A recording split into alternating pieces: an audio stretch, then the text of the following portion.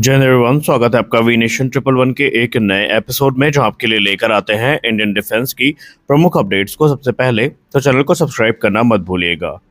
दोस्तों, आप सोचिए एक बार कि अगर किसी रेडार की क्षमता इतनी बढ़ जाए कि वो दुश्मन के विमान के सिर्फ मौजूद होने का ही नहीं बल्कि उसकी डिजाइन तक को पहचान सके, तो क्या होगा।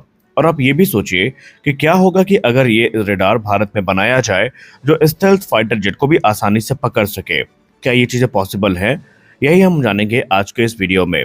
दोस्तों, आज भारत के defence research and development organisation न सिर्फ हमारी मिलिट्री नीड्स को पूरा कर रही है, बल्कि इस समय डीआरडीओ एक ऐसी फ्यूचरिस्टिक टेक्नोलॉजी पर काम कर रही है जो कि आने वाले भविष्य में जो एरियल वॉरफेयर है उसकी पूरी दिशा और दशा बदलने वाली है। दरअसल डीआरडीओ काम कर रहा है एक फोटोनिक रेडार पर, और ये तकनीक भारत के 5th जनरेशन फाइटर, खासकर एमका मार्क 2 को दुनिया के सबसे एडवांस फाइटर जेट में शामिल कर सकती है।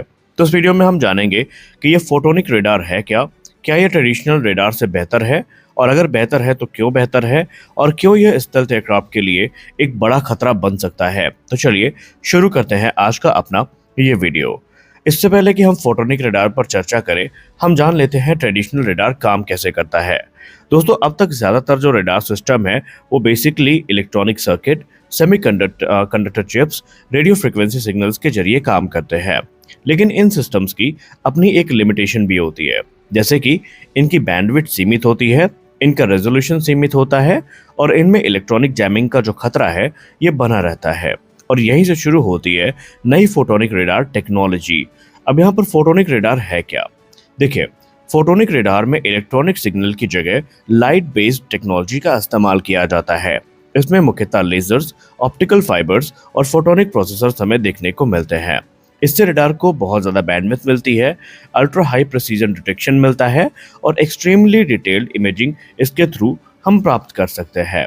अब यहाँ पर फोटोनिक रेडार की सबसे बड़ी ताकत है इसकी अल्ट्रा हाई रेजोल्यूशन इमेजिंग। जहाँ ट्रेडिशनल रेडार सिस्टम सिर्फ ये बता पाते हैं कि कोई ऑब्जेक्ट मौजूद है एक स्पेसिफिक लोकेशन पर, वहीं फोटोनिक रेडार टारगेट की स्ट्रक्चर तक को देख सकते हैं। रिपोर्ट्स के मुताबिक अगर हम फोटोनिक रेडार की असली ताकत का आकलन लगाएं तो ये टेक्नोलॉजी 1.3 सेंटीमीटर तक के जो टारगेट है उसको डिटेल में डिटेक्ट कर सकती है।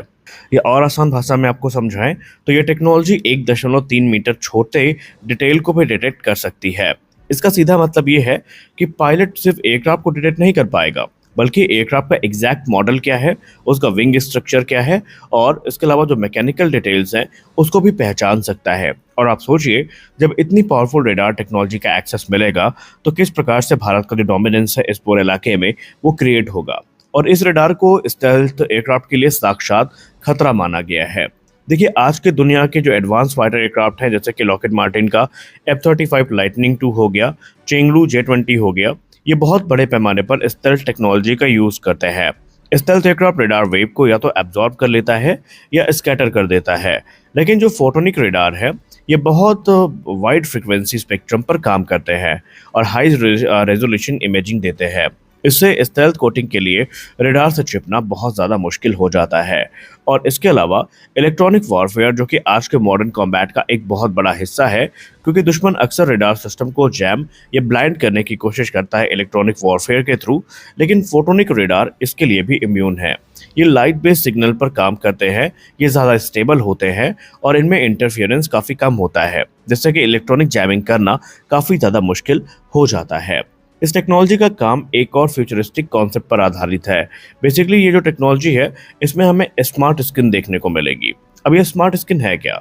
देखिए, भविष्य में जब ये टेक्नोलॉजी आएगी तो एयरक्राफ्ट में या एयरक्राफ्ट की पूरी बॉडी में हमें जो ऑप्टिकल सेंसर्स है वो देखने को मिलेंगे, और जो फाइबर ऑप्टिक नेटवर्क्स है वो देखने को मिलेंगे, या ये लगाए जा सकते हैं।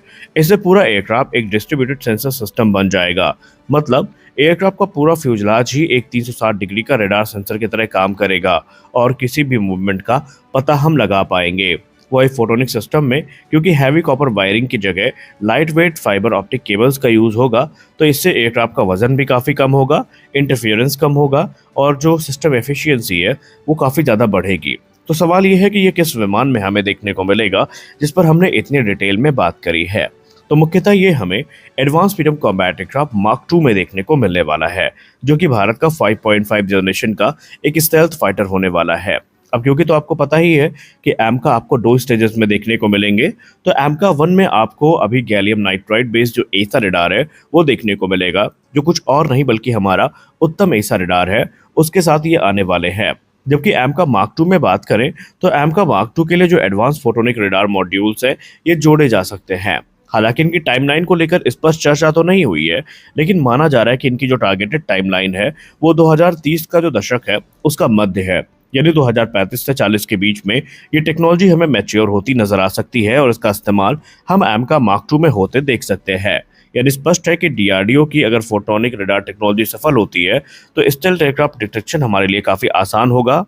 इसके अलावा जो रडार इमेजिंग है वो कई गुना ज्यादा बेहतर हो जाएगी और जो इलेक्ट्रॉनिक वॉरफेयर है उसमें भारत की ताकत बढ़ेगी। यानी स्पष्ट है कि भारत का एमका मार्क 2 दुनिया के सबसे एडवांस फाइटर एयरक्राफ्ट में शामिल हो जाएगा।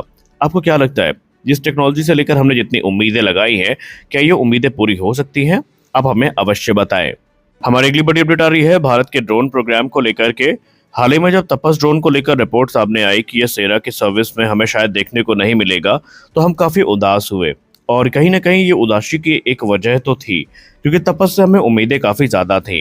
लेकिन हाल ही में रैफ एम्फीबियर को लेकर एक बड़ी रिपोर्ट सामने आई है, जहां पर भारतीय कंपनी रैफ एम्फीबियर ने भारतीय सेना के लिए 1.5 टन वजनी जो मेल कैटेगरी का ड्रोन है ये विकसित किया है।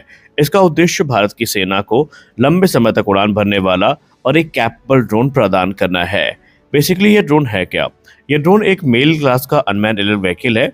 मेल का मतलब मीडियम एल्टीट्यूड लॉन्ग एंड्योरेंस, यानी ऐसा ड्रोन जो मध्यम ऊंचाई पर बहुत लंबे समय तक उड़ान भर सकता है। इसका मुख्य रूप से उपयोग होगा बॉर्डर सर्विलेंस में, इंटेलिजेंस गैदरिंग में, रिकॉन्नेसेंस मिशन में और मैरीटाइम पेट्रोल में। इसकी प्रमुख विशेषताओं की अगर हम बात करें तो इसका वजन तकरीबन 1.5 टन है। इसका विंग स्पैन 15 मीटर्स का है और ये बेसिकली अपने साथ जो इलेक्ट्रो ऑप्टिकल कैमरा है, आईएसआर सेंसर्स है, कम्युनिकेशन पेलोड है वो कैरी कर सकता है। ये ड्रोन लंबे समय तक हवा में रहकर निगरानी कर सकता है और भारतीय सेना को इस प्रकार के ड्रोन की काफी लंबे समय से दरकार है, क्योंकि भारत अपनी ड्रोन सर्विलेंस क्षमता को तेजी से बढ़ा रहा है। क्योंकि भारत की लंबी जमीन और समुद्री सीमा है और जाहिर सी बात है उनकी हमें अब चौकसी काफी ज्यादा बढ़ानी पड़ेगी, क्योंकि जिस प्रकार के हालात है उसमें ये चीजें बहुत महत्वपूर्ण बन जाती है। भारत सीमा पर 24/7 निगरानी चाहता है और इसमें जो ड्रोन्स हैं वो फाइटर एयरक्राफ्ट या दूसरे बड़े विमानों की तुलना में ज़्यादा सस्ते हैं और ज़्यादा किफ़ायती भी हैं। और इसीलिए सेना ने तकरीबन 87 से लेकर 90 या 100 के बीच में जो ड्रोन्स हैं ये खरीदने की योजना बनाई है। अब यहाँ पर ड्रोन जो है ये एक महत्वपूर्ण भूमिका निभाएंगे, लेकिन देखना ये है कि किस ड्रोन को यहाँ पर सेलेक्ट किया जाता है। तो आज के इस वीडियो में बस इतना ही। आशा करते हैं यह वीडियो आपको अच्छी लगी होगी। वीडियो अच्छी लगी तो वीडियो को लाइक करिए, नए हैं तो चैनल को सब्सक्राइब करिए। मिलते हैं अगले वीडियो में, तब तक के लिए जय हिंद।